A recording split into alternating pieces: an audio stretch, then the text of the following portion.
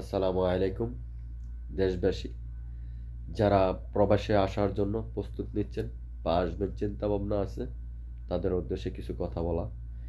আপনারা প্রবাসে যারা আসবেন, তারা নিজের মাধ্যমে আসার চেষ্টা করবেন।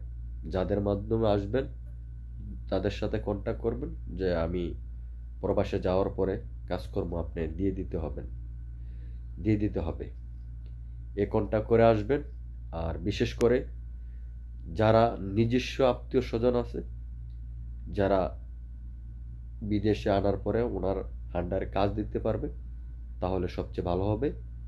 আর যদি বলে না আমি আনার পরে আপনাকে অন্য জায়গায় কাজ সেট করে দিব, তাহলে আমি বলবো ওনার সাথে ভালো করে বোঝাপড়া করে নেন, তাহলে ভালো হবে। পরবর্তীতে ভিডিওতে আমি আরও অনেক কিছু বলবো। বিদেশে আসার আগে ভেবেচিন্তে আসুন। আগের মতন এখন আর বিদেশ নয়। ভালো থাকুন, সুস্থ থাকুন। আল্লাহ হাফেজ।